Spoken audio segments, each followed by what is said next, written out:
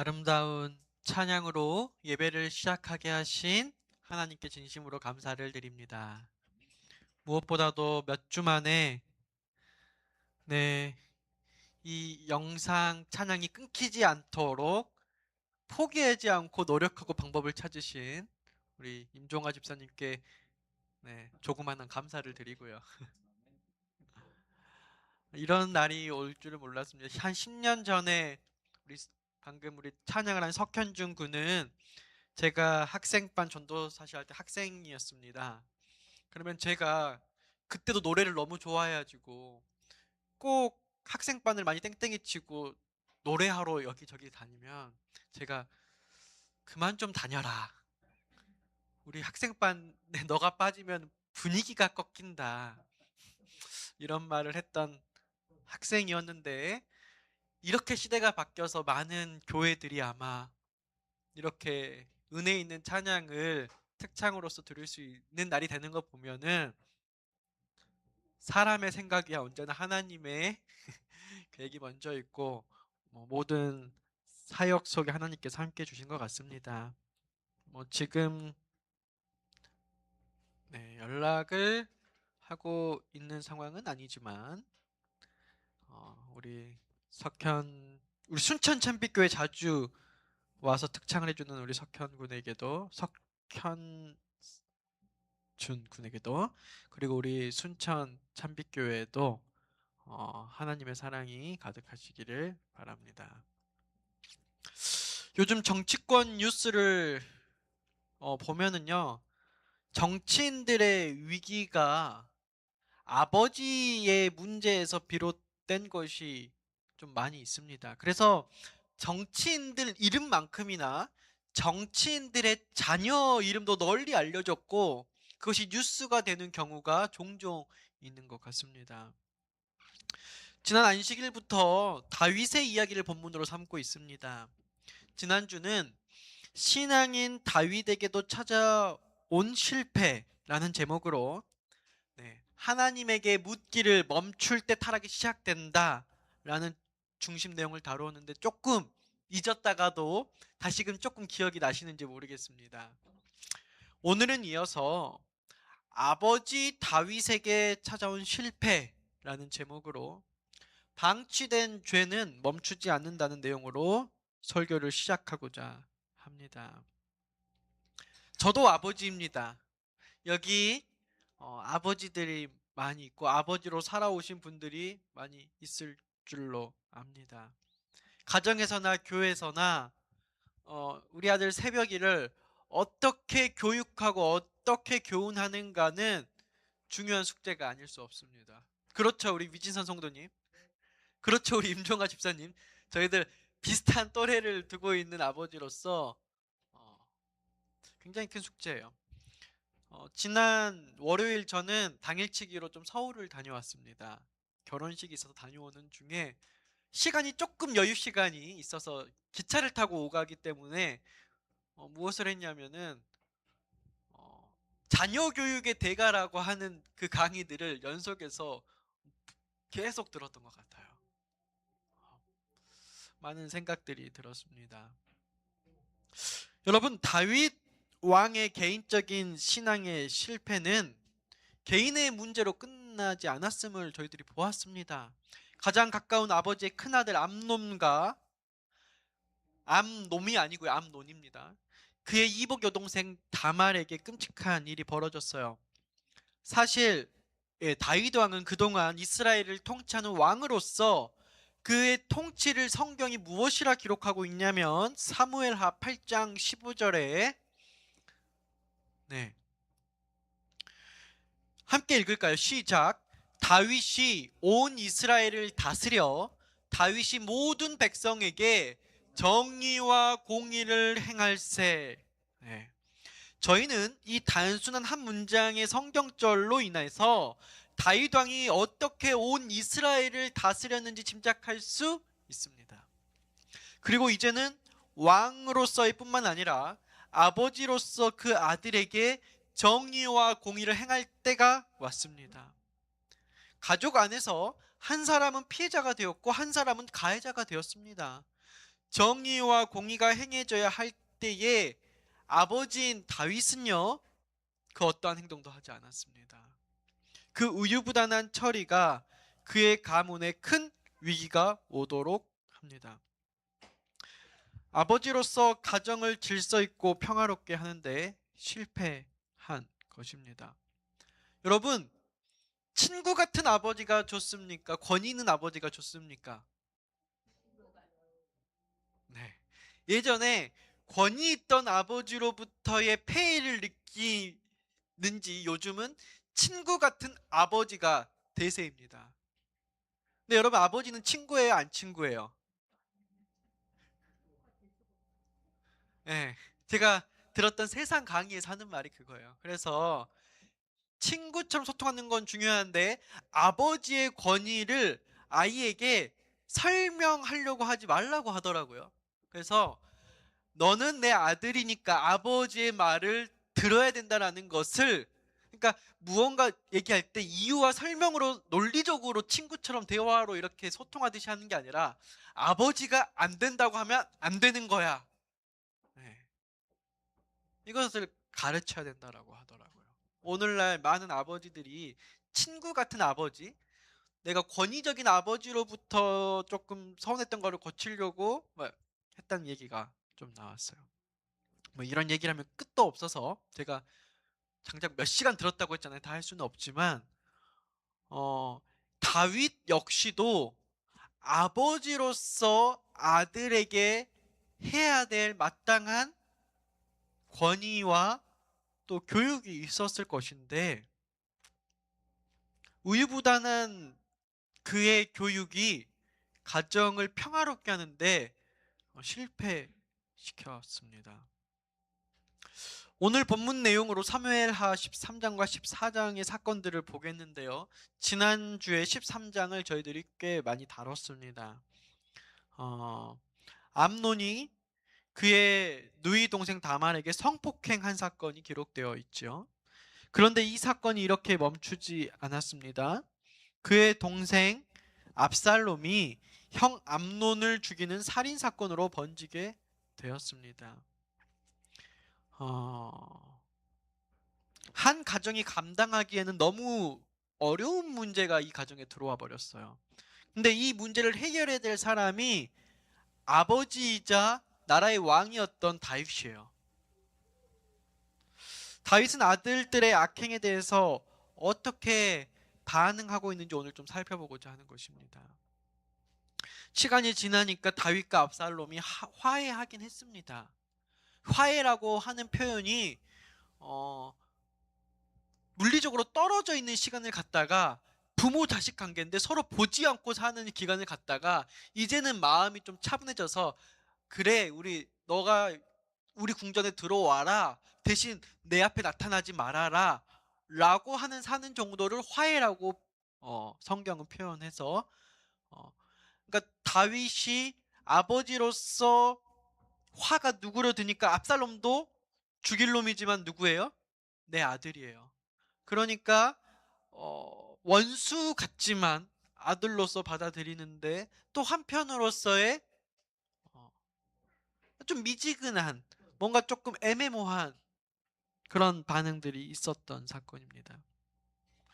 사무엘하 13장 18절 19절에 먼저 다말의 아픔을 성경이 무엇이라 표현하고 있는지 한번 보겠습니다. 암논의 화인이 그를 끌어내고 그 문빗장을 지르니라. 다말이 채색 옷을 입었으니 출가하지 아니한 공주는 이런 옷으로 단장하는 법이라. 다말이 재를 자기의 머리에 덮어 쓰고 그의 채색 옷을 찢고 손을 머리 위로 얹고 가서 크게 울부짖느니라.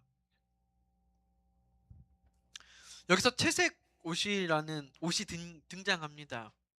다말이 채색 옷을 입었다고 굳이 성경은 기록하고 있어요. 여러분, 암논은요, 이 다말에게 좋지 못한 일을 했어요. 그리고 그 이후에 다윗처럼 책임지려고 하는 행동으로 이어간 것을 넘어서 이 암논은 다말을 동침한 이후에 쫓아내 버렸습니다. 이 성경을 저희들이 본문을 다 한 구절 한 구절 자세히 읽지 않았지만 어떤 내용이냐고 하면 암논이 상사병에 걸렸다고 해요. 근데 이게 진짜 상사병인지는 모르겠어요. 그냥 남성으로서 한 욕구의 흑심이 아름다운 여인에게 품었어요. 그리고 아주 간교한 꾀를 내어서 그 꾀를 그대로 받아들여서 아픈 척을 해서 그 누이를 이곳에 오게 하고 아버지의 권위를 이용해서 침실까지 들어오게 해서 하려고 하는데, 그때 이 다말의 이야기는 이렇게 하지 말고 정당한 과정을 거치자, 아버지께서 허락할 것이다. 다말은 과정을 청했어요. 그런데 암논이 그것을 받아들이지 않고 급하게 해서는 안 될 짓을 했습니다. 그리고 나서라도 암논이 그녀를 사랑하는 마음을 품고 있어야 되는데 사랑하는 마음이 사라지고 하룻밤을 지내니 증오하는 마음으로 바뀌기 시작했어요. 그래서 이 다말을 쫓아내버리는 거예요. 이 다말이 이거는 옳지 못하다, 나를 쫓아내는 것은 더 큰 죄악으로 가는 길이다라고 설명했음에도 불구하고 그가 내쫓김을 당했어요. 여러분, 얼마나 여자로서 치욕스럽고 가슴 아픈 이야기입니까? 그래서 그 재를 머리에 위었고 그 채색 옷을 찢어버린 거예요. 여러분, 잠깐 다른 이야기 해주는데, 채색 옷이라는 단어는요, 케토네트 파심이라고 해요, 원어로. 이 성경에서 몇 번 안 나오는 말이에요. 케토네트 파심. 몇 번 들어보셨는지 모르겠어요. 예전에 우리 장로 부부성에 갔을 때 박상길 목사님이 설명해 주신 적이 있어요. 엄밀히 따지면 성경에서 말하는 채색 옷이라는 번역은 잘못된 번역이에요. 이 케토네트 파심이라는 뜻은 뭐냐면은 소매와 밑단이 길게 내려오고 통이 큰 옷을 말하는 옷이에요. 그것을 우리는 채색 옷이라고 번역을 했어요. 그러니까 채색 옷이라고 하면 색깔에 더 우리는 더 먼저 가서 알록달록한 예쁜 색을, 채색 옷 하면 또 무엇이 기억나시죠? 요셉이 기억나죠. 그러니까 똑같은 말이에요. 아버지가 요셉에게 정말 예쁜 색동옷을 줬다, 이 선을 넘어서요, 밑단이 이만큼 내려오고 손이 보일 듯 말 듯 내려오고 이게 통이 크고 이렇게 길게 내려온 옷을 말해요. 그것을 채색 옷이라고 우리 성경에 번역되어 있는데, 원래 말 자체가 색깔에 대한 의미는 원어에 전혀 없어요. 그런 옷을 말해요. 옷의 길이가 발목까지 내려오는. 여러분, 이러한 옷은 육체 노동에 적합한 옷일까요? 아닐까요? 아니에요. 그것은 관리자 혹은 감독자, 아마도 왕족들이 입는 옷이었습니다. 근데 이 채색 옷이 왜 중요하냐면요, 그 당시에 팔레스타인 사람들은 대부분 소매 길이가 짧은 옷을 입었습니다. 물론 야외가 덥기도 했고요. 이 긴 옷들은 육체적인 일을 하고 밥을 먹고 살아야 되는 사람들이 굉장히 거추장스러운 옷이었어요. 그러니까 노동을 하지 않는 사람들이 입는, 왕족들이 입는 옷이에요. 그러니까 여러분, 요셉을 형들이 왜 시기 질투했냐면 그저 아버지가 다른 아들들보다 조금 더 귀여워하고 이뻐했다는 내용을 더 넘어가는 거예요. 형들은 양을 치고 이렇게 농사를 짓고 이렇게 일을 해서 있는데, 아들 요셉에게는 채색 옷을 입혔다는 것은 너는 일하지 않고 우리 집안에, 네, 손에 물 안 묻힐 이 사람으로 정해놨다라는 하나의 표현이 됐기 때문에 그렇게 형들이 시기질투 분노를 할 수밖에 없었던 상황이죠. 다시 본문으로 들어와서 이 다말이 케토네트 파심을 입었는데 그 옷을 찢어버려요. 이 유대인들의 성경을 보면 극도로 상처나 아픔을 겪었을 때 옷을 찢는 문화가 있는데, 다시는 더 이상 이제 그런 귀족으로서 공주로서의 모든 자격을 상실했다는 슬픔 속에 가슴 아프게 옷을 찢습니다.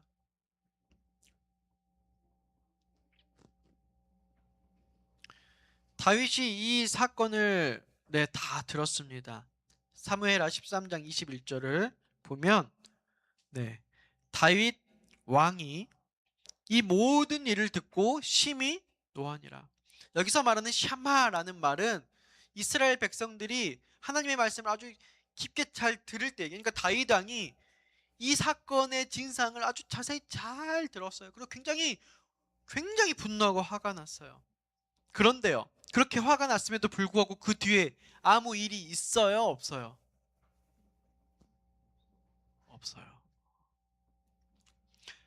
다윗이 암논의 악행을 듣고 아버지로서 또한 왕으로서 어떤 행태를 취해야 하는데 화만 버럭 내고 그 뒤에 아무 일도 없었습니다.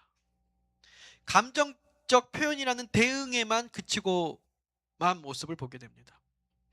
공개적인 재판이 이루어져서 심판이 이루어지고 가해자에게는 형벌이, 피해자에게는 보호가 전해져야만 하는 당연한 이 사건이 어떠한 벌도 보호도 없이 그냥 감정적인 분노만 가지고 넘어가게 됩니다.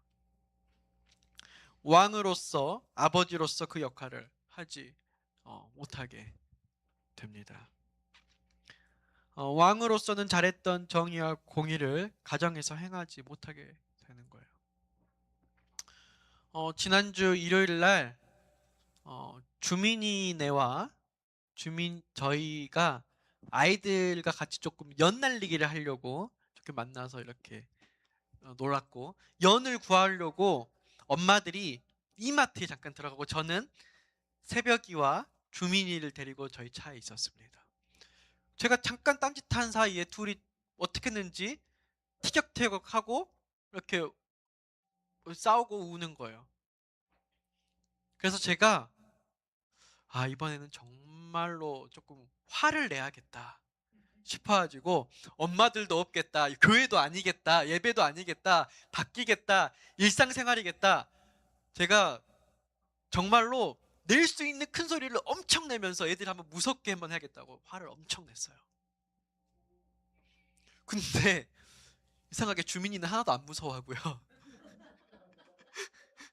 새벽이는 깜짝 놀랐어요. 아버지가 그렇게 화가 나니까. 그러니까 아주 그냥 빌고 난리가 났어요. 한 번만, 처음에는 이제 하면 주민이가 잘못했어요, 누가 잘못했어요, 이렇게 해야 되잖아요. 근데 화가 난 모습을 보니까 제가 당장 너희들 차에 나가! 그냥 쫓아내버렸어요. 제가 너무 화가 났기도 했고 화를 내야겠다고 이제 작정을, 이제 주위에 집사님들도 없고 장로님들도 없고 아무도 없고 엄마도 없고 이제 화를 이렇게 팍 냈어요. 그랬더니 이제 새벽이가 그냥 이제 아버지가 화가 나는 모습, 이렇게 화가 나는 모습을 깜짝 놀랐는지 누구 탓도 안 하고 그냥 벌벌 떨고, 한 번만 봐주세요, 한 번만 봐주세요, 이제 이러는 거예요. 그래서 그렇게 하길래 화를 금방 가라앉히고 쫓아냈던 차에서 다시 차에 타, 들어와, 다음부터 하지 마, 이러고 끝냈어요. 그리고 이 설교 준비를 하고 또 그 KTX에서 오가면서 자녀 교육에 대한 그 다음 날이거든요. 제가 마음에 좀 걸렸던 것 같아요. 보니까 무엇이 잘못됐고 무엇을 하면 안 되는지를 정확히 알려주고 그 약속과 형벌을 해야 되는데 제가 무엇만 했어요? 그냥 그 순간 화만 내고 애들이 내가 좀 화난 줄 알았네, 다음에 하면 또 화난다고 말해줘야지 하고 그냥 그대로 그냥 끝나버렸어요. 그리고 와서 이틀 뒤에 그게 생각나서 새벽이를 조용히 엄마 없는 곳에 불렀어요. 새벽아, 너 이틀 전에 이마트 주차장에서 아빠가 이거 기억나지 했더니 기억나지?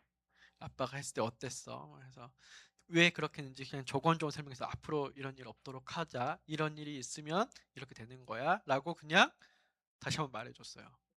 그리고 나서 굉장히 그냥 뿌듯했어요. 이 말을 그냥 그 순간 해고 안 하고의 차이를 느꼈죠.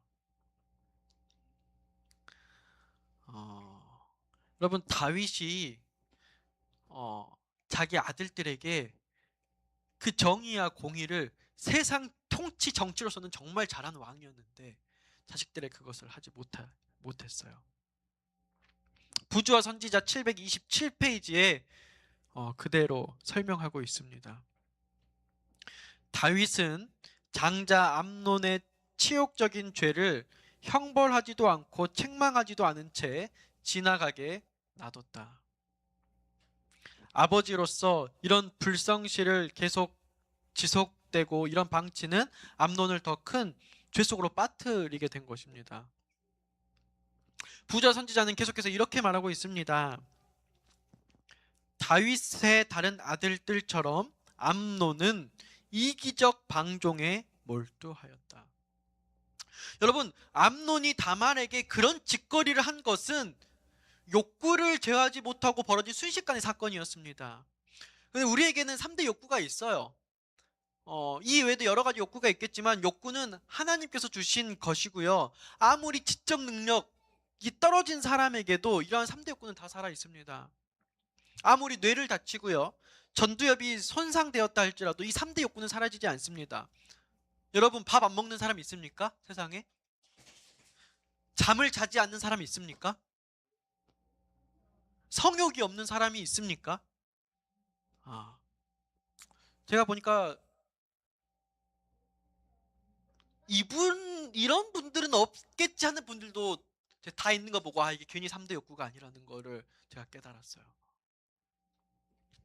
문제는 이 안에 있는 욕구를 밖에 있는 전두엽이나 하나님의 음성을 듣는 뇌를 통하여 제어하도록 인간을 창조하셨는데, 여러분, 과식하면 뇌가 뭐라 그러죠?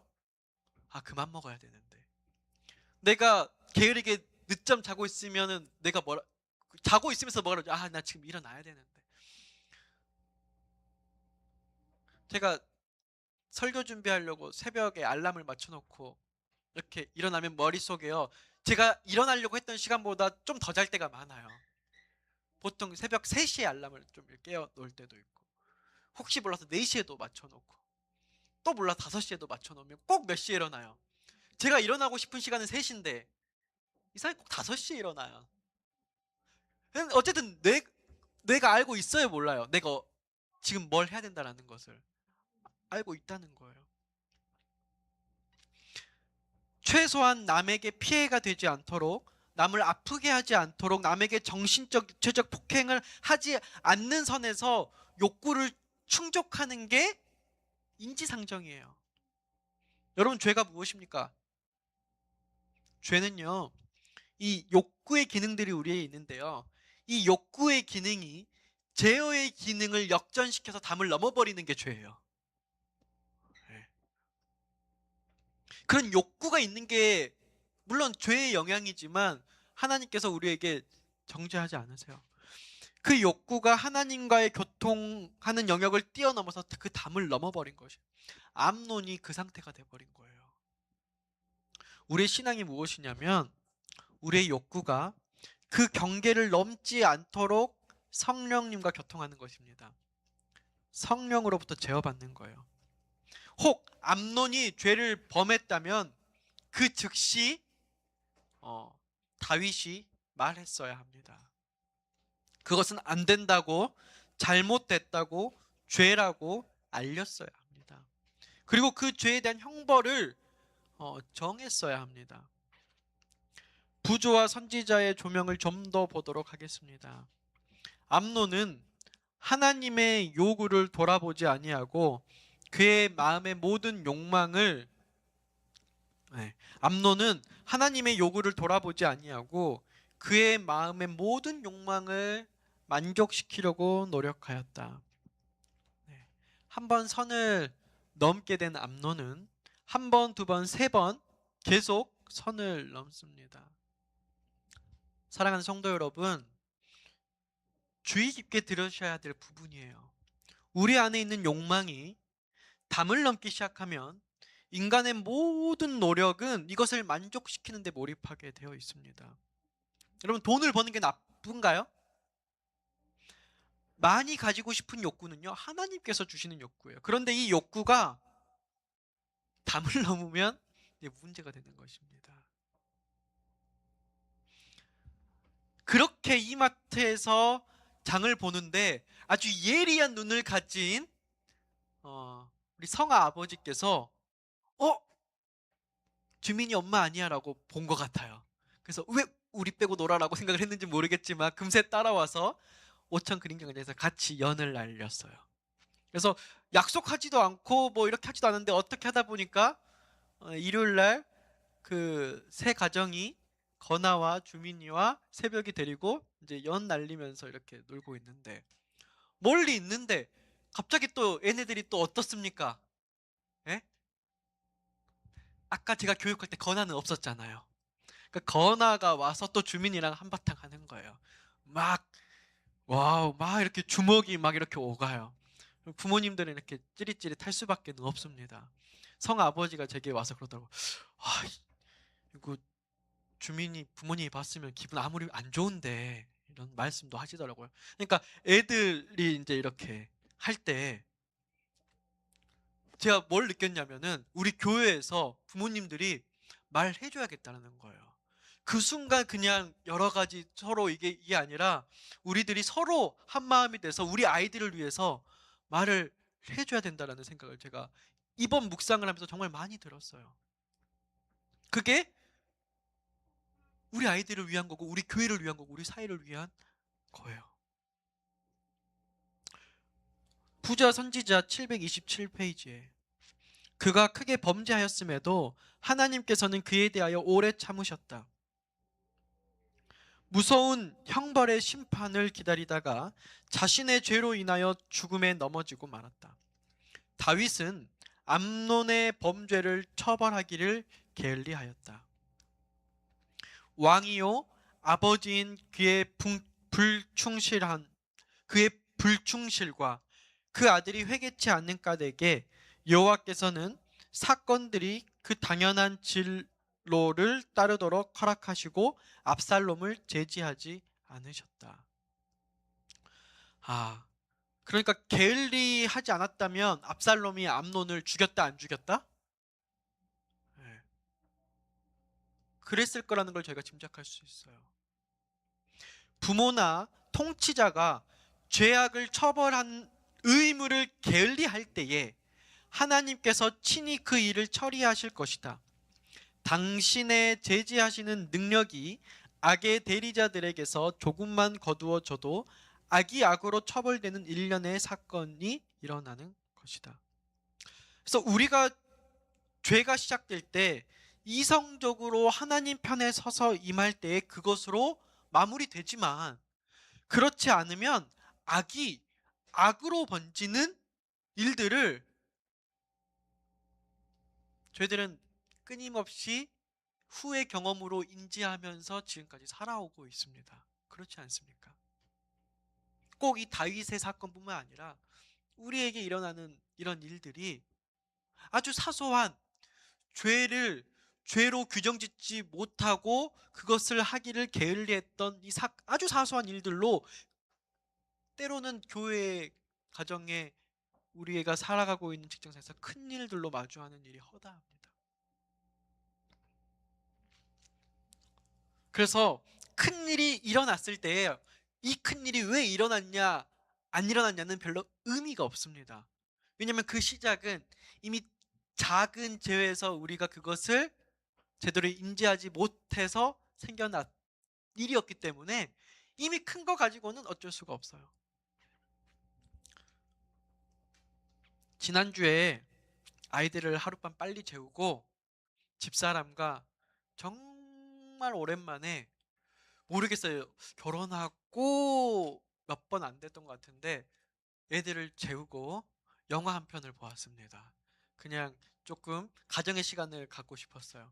근데 그 영화 내용이 어떤 내용이었냐면 주인공이 시작할 때 어떤 내용이냐면 아버지가 주인공을 깨웁니다. 어린 아이를. 제가 이런 설교 준비한지도 몰랐는데 어떻게 그런 설교를 골랐는지 모르겠어요. 아이를 깨우는데 아버지가 아이를 깨우면서 하는 말이 너 정장 있냐? 빨리 정장 입어라 하시면서 정장이 없으니까 그 동네에 가서 정장을 빌려달라고 정장집 주인을 속여요. 아주 달콤한 말로 속여서 검정색 정장을 입히고 이제 한 고등학생쯤 17살 된 소년에게 아버지 차 세단 운전을 시킵니다. 그리고 세단에 운전을 시키고 아버지 뒤에서 와서 어떤 고위직에 가서 고위직 회장이 누구를 만나러 온 것처럼 국세청인가요? 이렇게 간 것처럼 이렇게 거짓말을 시켜요. 아버지는 세금을 탈세해서 국세청에 쫓기는 아주 유명한 성공한 사람이었는데 계속 힘들어져 있죠. 그리고는 아들에게는 아들 아빠는 절대 안 잡힐 거야. 국세청이 언제까지 날 쫓아오는지 봐. 이런 것을 했어요. 근데 그 아들이 부모님의 불륜으로 사춘기가 와서 가출을 해버립니다. 가출해서 그 소년의 목적은 그 부모님을 다시 자기가 돈을 많이 벌고 어려운 환경을 회복시켜서 재결합시키는 게 꿈이에요. 그 소년이 이게 실화예요, 실화예요. 그 소년이 세계 방방 곳곳을 돌아다니면서 아버지에게 배운 그것을 그대로 배웠는지 위조 지폐를 수표를 만들어서 사기를 치면서 그리고 위장한 파일럿이 돼서 전 세계를 누비고 다니면서 엄청난 세계 FBI가 쫓는 범죄자가 됩니다. 그리고 쫓기면서 한 번씩 아버지에게 편지하고 아버지에게 만나서 내가 아버지에게 캐딜락 세단도 사주고 아버지가 다시 엄마와 살 수 있는 대저택도 사주고 내가 다 해줄 거야. 막 이렇게 하는데 아버지가 그것을 자랑스러워합니다. FBI가 그 어머니 아버지를 찾아옵니다. 그리고 아버지를 찾아오는데 아버지는 아들을 걸리지 않기를 바라고 아들하고 만났을 때 넌 나보다 더 대단한 사람이 될 거야. 절대 FBI는 널 못 잡을 거야. 난 너가 너무 자랑스러워. 이렇게 말하니까 아들이 갑자기 자기가 하고 있는 일을 회의감을 느낍니다. 아버지가 날 뭐 해야 됐어요. 혼을 내고 뭐라 하고 해야 되는데 아버지가 나를 이렇게 만들고 그걸 지지한다는 거에 괴로워하는 모습을 보는 거예요.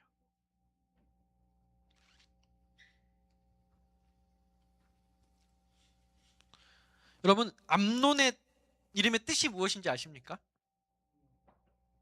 네, 아멘이라고 하죠.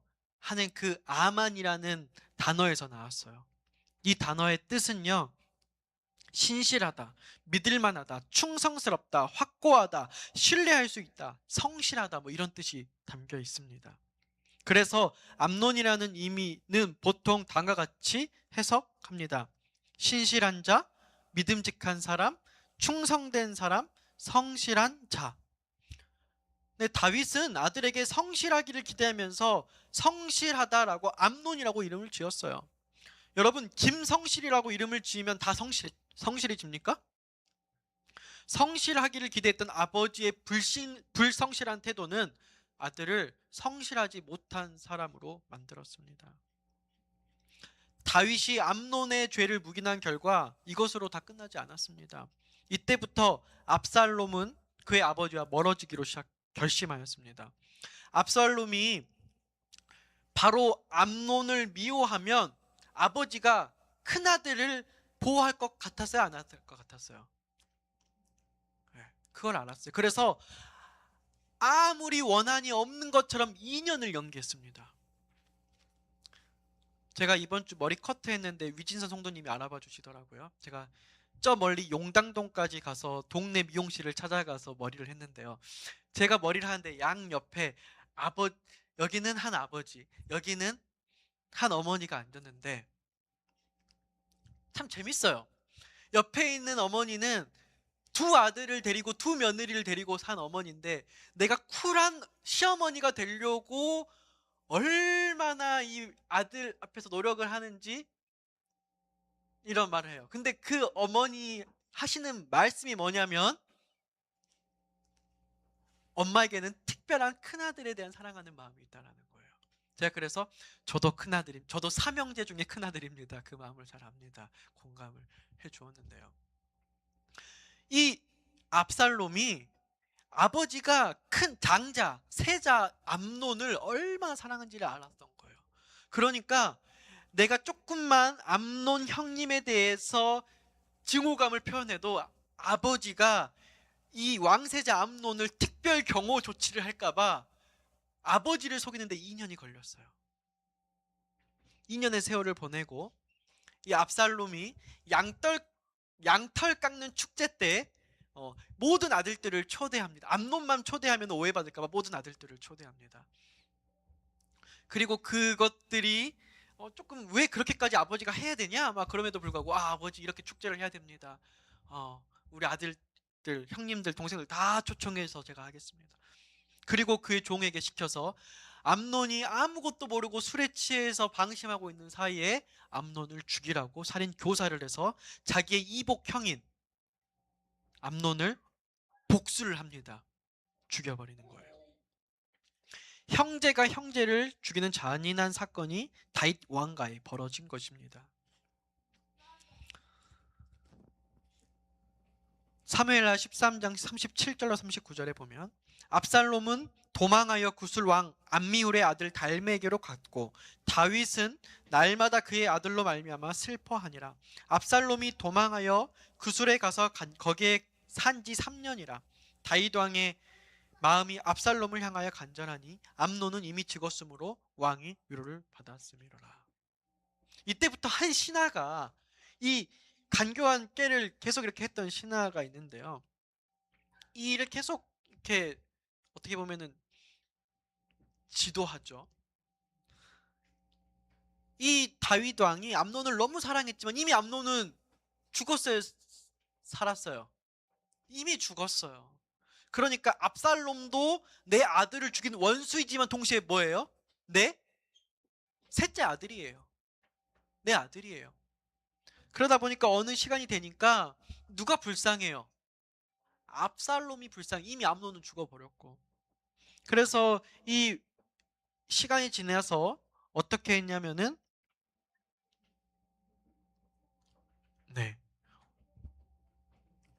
처가에 가서 살고 있는 압살롬을 3년 지나니까 이제 돌아오라 그랬어요. 돌아오지만 내 얼굴은 보지 못하고 왕궁에 와서 사는 거를 몇 년 살았냐면 2년을 살았어요. 여러분, 압살롬은 다윗의 셋째 아들이고요. 그 이름의 뜻이 무엇이냐면 아브살롬. 아브 뜻 아빠예요. 아빠. 살롬, 제가 여러분들께 샬롬하고 이렇게 인사하잖아요. 샬롬 뭐죠? 평화예요. 그러니까 이 압살롬의 이름의 뜻은 아버지의 평화예요. 네. 혹은 아버지에게 평화를 가져오는 사람이에요. 여러분, 압살롬 이름대로 살았어요? 못 살았어요? 이름대로 못 살았어요. 오히려 이 압살롬은 아버지에게 가장 큰 고통을 가져온 아들이 되어버렸습니다. 압살롬이 반역을 하다가 이제 친위 쿠데타를 하다가 이제 죽게 되었을 때에 이렇게 울부짖어요. 사무엘하 18장 33절에 보면은 내 아들 압살롬아, 내 아들 압살롬아, 내가 너를 대신하여 죽었더라면. 참 아버지 다윗 딱하지 않습니까? 그가 잘못한 거라고는 아들을 제대로 못 혼낸 거밖에 없어요.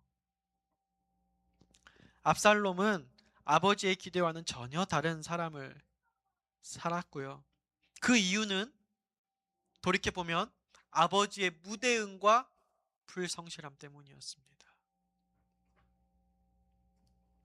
성경은 시간을 정확하게 기록하고 있어요.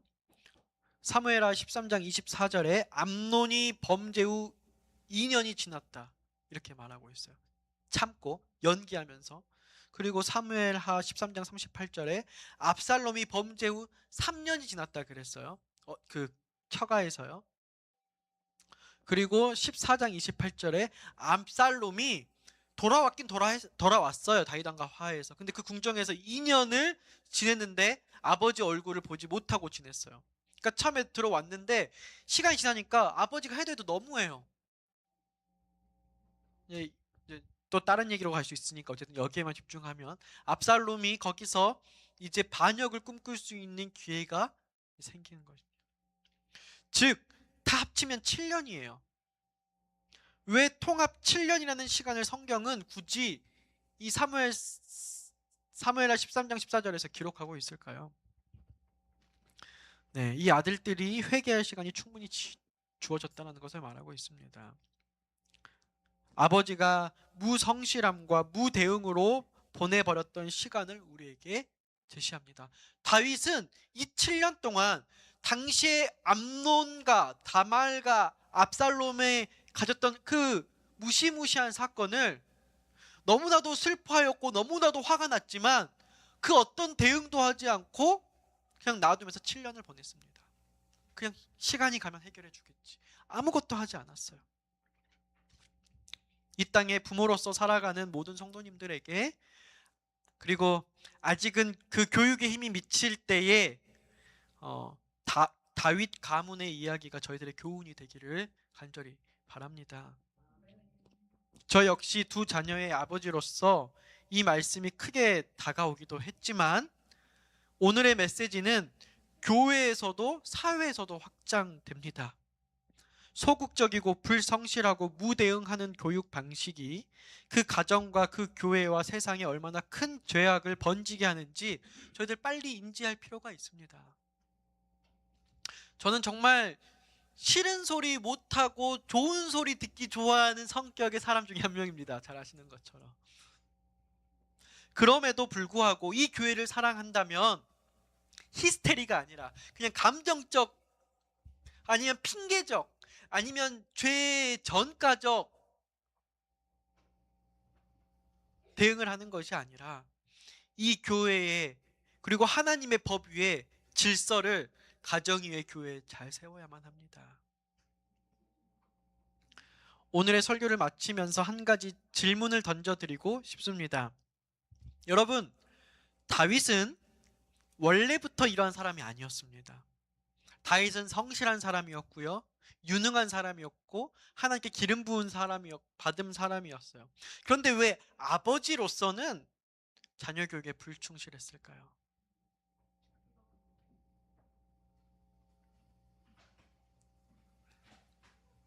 너무 바깥 일에만 집중을 많이 해서 그랬습니까?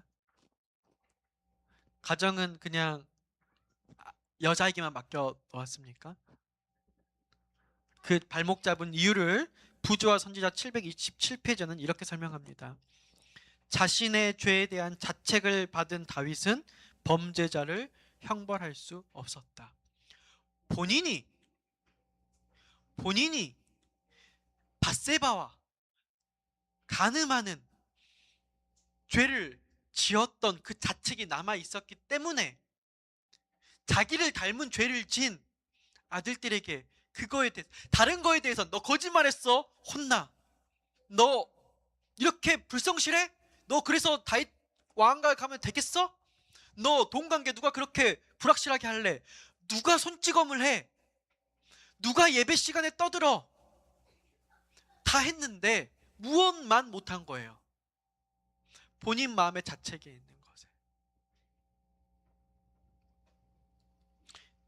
아버지 다윗의 모습은 밧세바와 간음했던 현장으로 이어져 있었습니다. 내가 실패했는데 내가 누구를 세우겠느냐 하는 이 자책이 다윗의 가문의 큰 죄악들의 연속성으로 번졌습니다. 신앙인으로 실패했던 다윗이 아버지로서 실패하게끔 연결되었습니다. 여러분, 죄에 대해서 치밀하게 인지하십니까? 죄가 얼마나 무서운지 인지가 좀 되십니까? 아버지 다윗이 아들 암논에게, 아들 압살롬에게 적극적이고 공의적이고 정의를 가르치지 못한 것이 7년 전 죄를 해결하지 못해서입니다. 사랑하는 성도 여러분, 여러분들 마음속에 자책, 혹여나 다윗뿐만 아니라 저와 여러분들에게도 그런 자책이 혹시 있으십니까? 내가